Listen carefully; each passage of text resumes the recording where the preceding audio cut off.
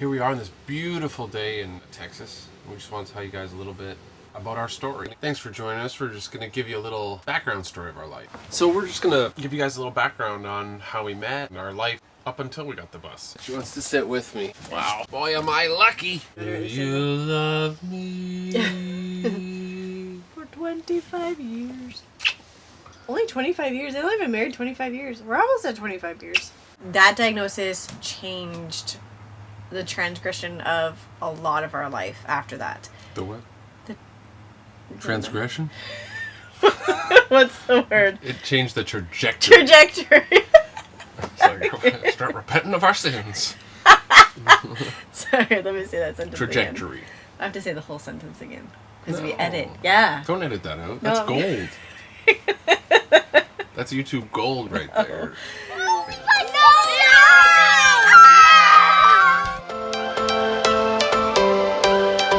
Every change has a reason.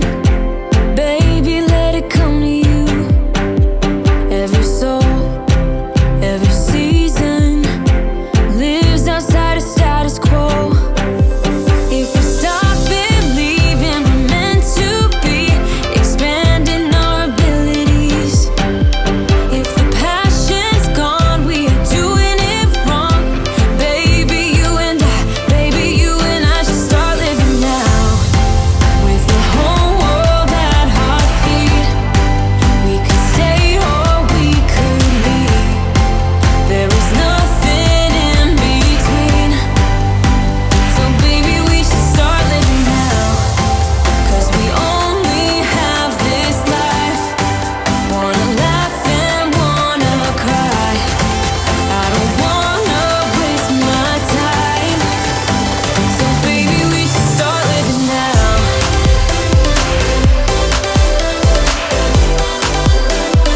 Baby, we should start living now.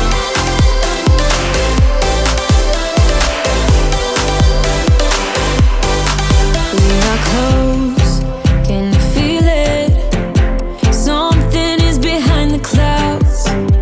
We just have to believe it, that we can make the sun come out. Hi, I'm Sabrina. And I'm Michael. No, I'm Michael. And we have 8 kids. Yes. Yep. 8.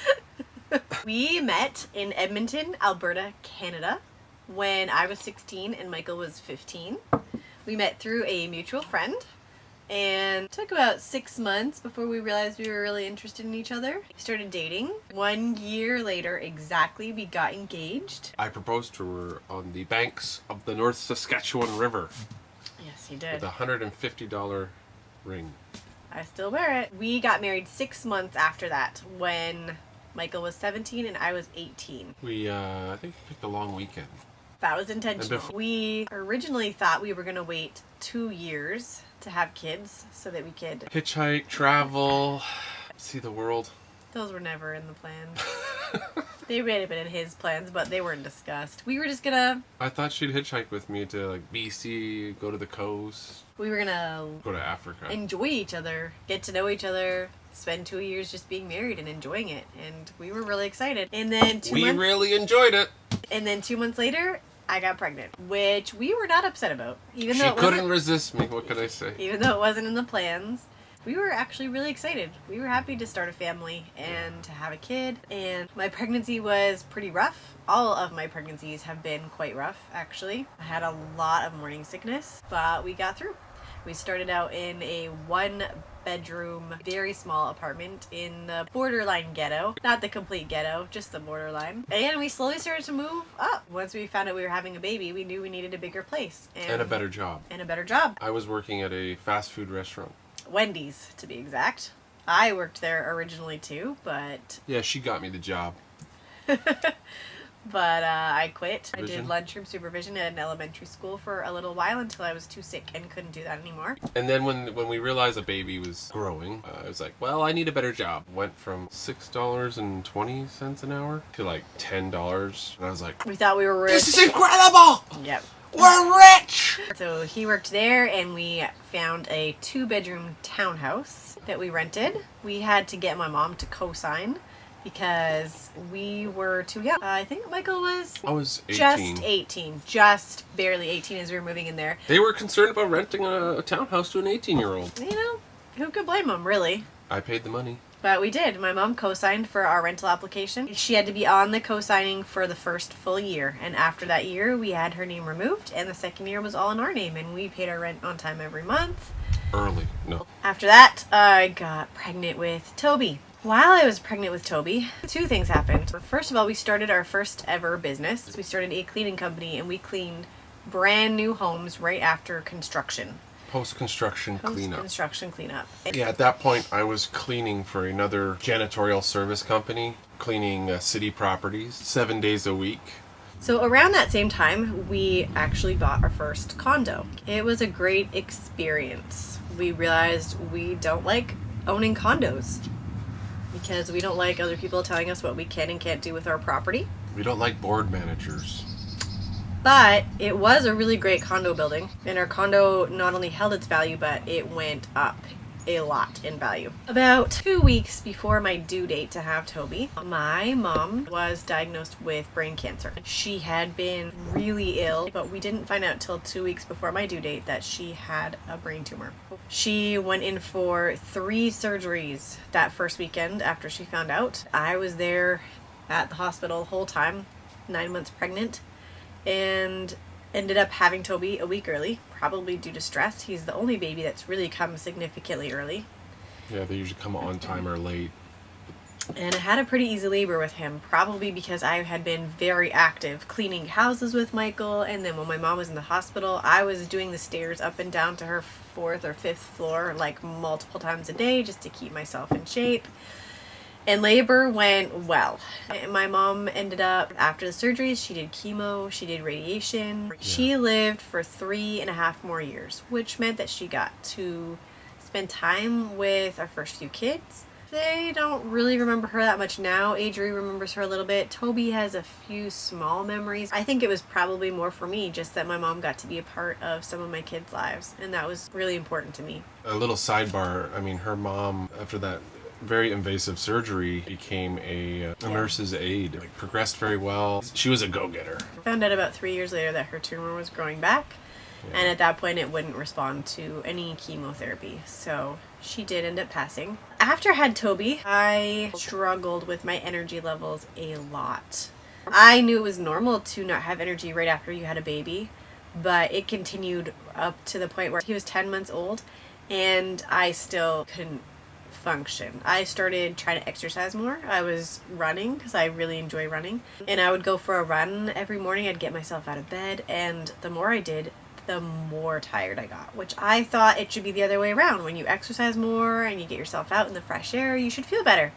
And the opposite was happening. So I finally went to the doctor because I was at the point where I was not feeling like I was taking care of my kids properly. More Adri, because she was a toddler. Toby just needed to be fed and changed, and I could handle that stuff. But being that we lived in a condo, we didn't have a fenced yard. It was all open space, and there was a main road right beside us.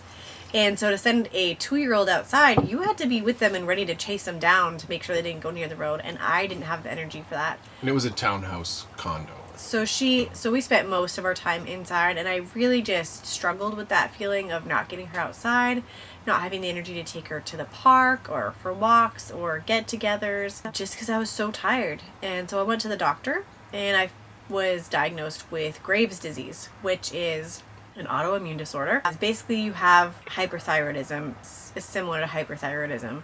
And so that diagnosis changed the trajectory of our lives after that significantly. Yeah. I was diagnosed at 10 months old with celiac disease, so I was not a stranger to autoimmune disorders, which is probably what made me more at risk for developing a thyroid problem. So I know now, looking back, that I wasn't taking care of myself well. I wasn't eating well. I ate how everybody else ate. The doctors wanted me to either drink radioactive iodine and burn out my thyroid, or surgery to remove my thyroid. And initially they put me on propylthyroid uracil. It did help me feel better. I had to take it, I believe, every, I want to say 2 hours all day. So I was felt like I was on call to a pill all day. I had to set a timer on my phone that would just went off constantly. And I was still really tired at first. So trying to get up every time my timer went off and go get a pill that in itself was exhausting. But it kind of gave me enough relief to give me the push to make some other choices. When I came home and told Michael that they wanted me to drink radioactive iodine, he was like, no way. Just the name sounds... Something's not right. Insane. Radioactive iodine. I'm like, hold on. This doesn't make sense. There has to be another way. We were pretty new to searching things on the internet at that point. I mean, this was almost 20 years ago. And we were a little bit behind on the technology as well, but I think in general, searching things online was still fairly new. Eating organic was not something that was on our radar. Eating healthy wasn't on our radar. Like, it was... But I started doing some research, looking up thyroid, looking up Graves' disease. So I started reading about how much chlorine affects your thyroid and what you're eating affects your thyroid. And so we started making what at the time felt like huge changes, but compared to how we eat now, were so small. I started just baking at home. Instead of buying cookies and cakes, I would make them from scratch at home with unbleached, all-purpose flour. I was diagnosed with celiac, but I was not eating gluten-free at this point. I ate gluten-free my entire life until I was about 19. Then went off a gluten-free diet for quite a few years, until very recently actually. And that was not helping my energy levels, but I was not going to admit that at the time. Started baking at home, eating vegetables. Which, I mean, I grew up eating salads and some veggies, but trying to make vegetables a really active part of every meal of the day wasn't something that we had really done. More vegetables, learning how to cook vegetables that we hadn't eaten before, and making all our bread homemade. I got a bread maker that was given to me from a friend, and I made all of our bread from scratch. Just those little changes actually helped me to feel a lot better. I saw a naturopath and started taking some vitamins, and between all of those things, I was able to get back on my feet and start taking care of my kids and feeling like a person, like a human being again, which was great. But that just started the snowball effect of where we are at now in terms of how we eat and how we live and all of our choices, which is still changing and still growing. So we owned our condo for about 4 years and decided to sell it and move to Toronto. When we sold it, we were just hitting the tail end of a huge real estate spike in Edmonton. It's just before the big crash of 2008. We didn't sell it for the top dollar that we could have because we just missed the peak, but we hit it on the way down and we made a really good profit off of our condo. We moved to Toronto. We searched high and low for the best house we could get in our price range. When I watch these real estate shows where they look at 3 houses and make a decision, that's insane to me. Like, we probably looked at 45 houses at least. Yeah, I feel sorry for our realtor. He worked hard for his money. We found the best house we could get in our price range, and we bought that. We put a really good down payment on it. And in the next few years, we just spent working, having more kids. We lived a very frugal lifestyle. We had the goal of eliminating our mortgage. That was the goal. So we decided to pay off our mortgage. Actually, not until we were in Toronto. Yeah. When we were there, we ramped up our we focus. decided we were going to get rid of our mortgage and live outside of man's system. Around the same time that we made that choice, my mom passed away. Really just kicked us into high gear, paying off our mortgage, and we went crazy. We wouldn't eat out. We did only free activities out and around the city, like activities, parks, just every kind of free activity. We didn't really buy anything. I had a job in a sales position, business to business, and I had to wear the whole suit and tie. I was wearing used clothing, and I was on the top 10 in Canada and the US for the company. You don't need a $1,000 suit to sell. Nope. You just need to know how to talk to people. Yep. So we just lived in a way that allowed us to live on half of our income and throw the rest of it towards that mortgage. And we did that for about 1.5 years, I think. Hardcore. Just for 1.5 years.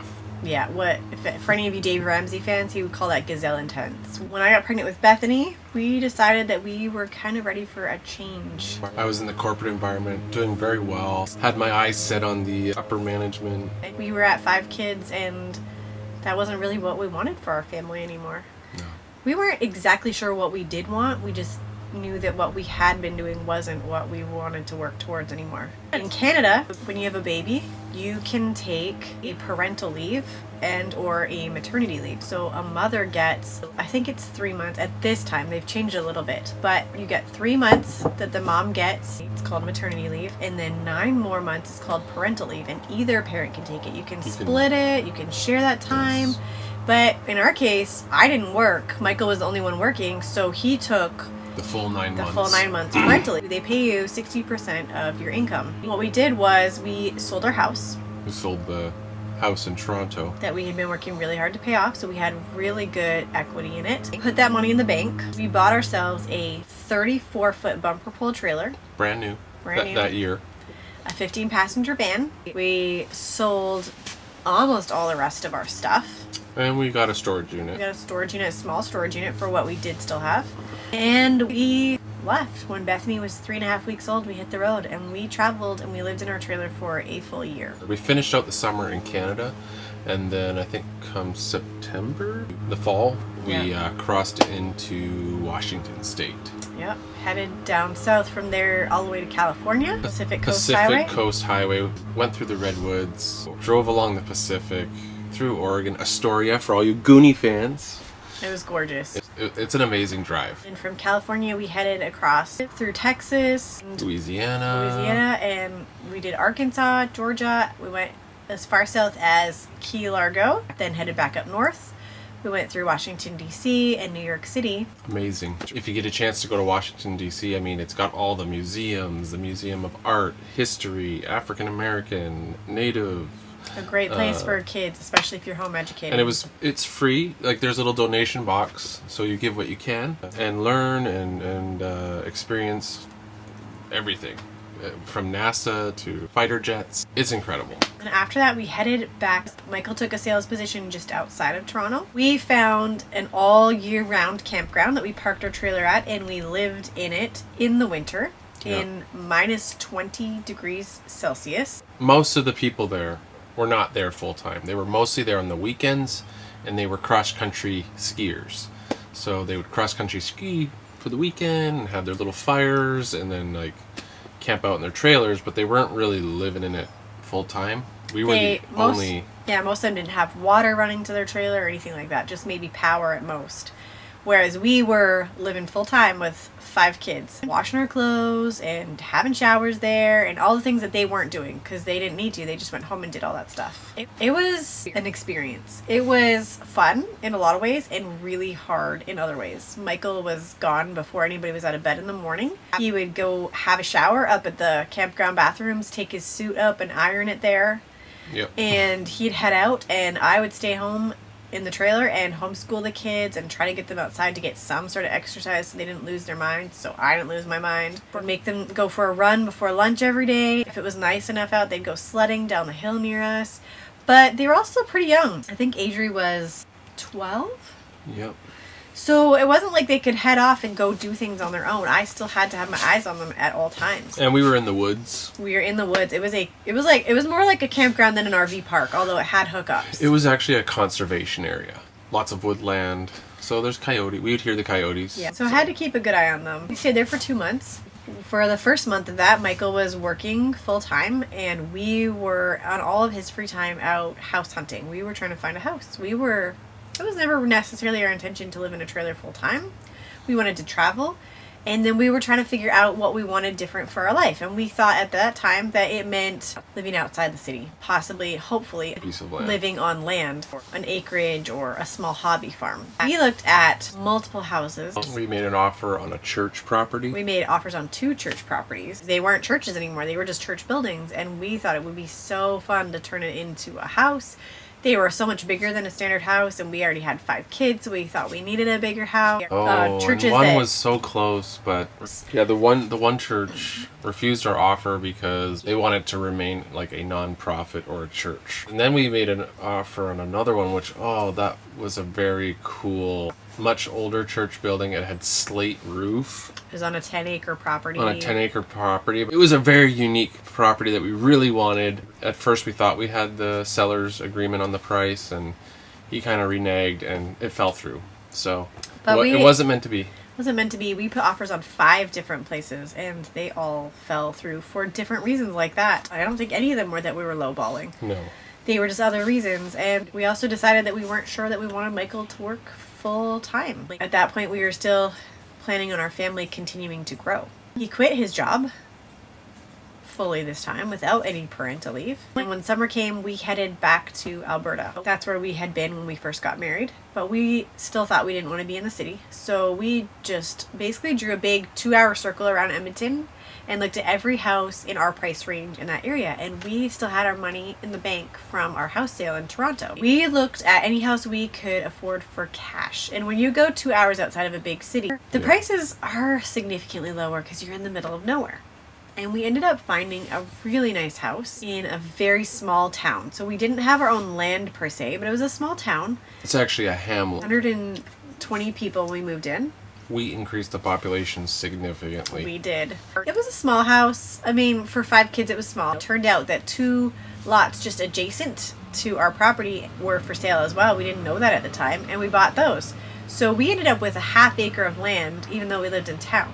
So we put a huge garden on one of the other lots, and then the kids just played on the other half of it and had a great time. We lived there for 6 years. Now, we did travel quite a bit in those 6 years. We did. So we might have only been there half the time. But the whole purpose of changing our lifestyle, selling our house in the big city, downsizing to a hamlet in the middle of nowhere, was so that we could travel and be together as a family. That I could be selective where and when and how I wanted to work. So I did a lot of self-employment, set up our life in a way that allowed us to travel. Right after we bought that house, we sold our brand new trailer that we had lived in for a year. Knew that it wasn't going to fit too many more kids. We already had 5. And we kind of learned what we liked of the RV space and what we don't like. You know, it has slides. Should you get a trailer without slides, with slides, more slides, outdoor kitchen, indoor kitchen? What do you want? There's so many options. So we sold that, and I got pregnant with Emily. Her pregnancy was really rough on me. I was sick from the very beginning until the day I went into labor. It was rough the whole way through. We watched a lot of Heartland. We did watch a lot of Heartland. Like all of 7 seasons. All 7 seasons of Heartland in 9 months. We didn't travel a whole lot that year. No. After I had Emily, we kind of were itching to travel again. We started watching buy and sells, and we came across an Airstream for sale in the neighboring province for an amazing price. One that we just couldn't pass up. Yeah. We found the ad in the evening and drove through the night. Like, guess what, kids? We're going to British Columbia. We put them in their pajamas and we drove through the night. I think it was a 7-hour drive. It was my birthday. On his birthday. We went and looked at the Airstream. It was rough, but for the price it was, and we knew we were going to gut it and refinish it anyways. It had a smashed out front window. We drove it all the way home with the smashed out window, and it decided to blizzard on our way home. Yeah. Like white when out. When you go from Alberta to British Columbia, you have to go through high mountain passes. Through the Rocky Mountains. So when we left, it was beautiful and gorgeous, but when we hit the high mountain roads, it was blizzarding bad. It was blizzarding. We couldn't tell if we were on the road or off the road. We couldn't see the lines for the lanes, anything. So we drove as far as we could that we felt somewhat safe about, and then decided to pull over at a rest stop. Yeah, I think we got just past Hinton, Alberta. Had to cram on the seats in the van because we had Emily, so we had 6 kids and all trying to sleep in one 15-passenger van on our seats, and it was a little miserable, but we made it till the sun came up and it was a much safer driving conditions, and pulled that Airstream all the way home. We got home safely. We replaced the window and started gutting it, and Michael worked really hard on that.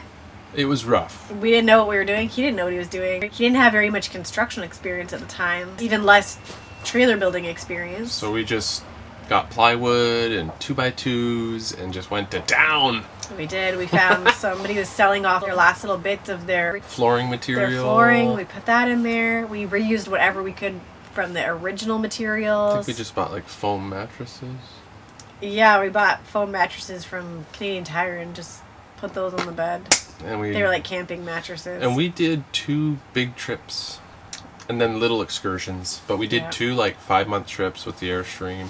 It was great. through the south. Stayed in our favorite spot in California by the Mexican border. It was great as long as we were busy doing things. As soon as we had a rainy day, it was really hard on the kids because we triple stacked the bunks so that we had 2 sets of triple bunks, and we had to build them over the wheel well, so that meant we couldn't even put the bottom one on the floor. So they only had 24 inches of width and maybe the same in height, so they couldn't sit up on their beds. It was strictly for sleeping. It was just for sleeping. They couldn't play, and it was only a 30-foot Airstream, so there wasn't really anywhere to put anywhere else for them to play. So especially the ones that were just going into their teen years, it wasn't a lot of fun except for when we were on the road doing stuff. They liked that part of it, but the downtime was hard, and so we knew that we needed to look into something else. And especially since I then got pregnant with Jessie, and so we had our 7th kid on the way and nowhere to put a 7th bed.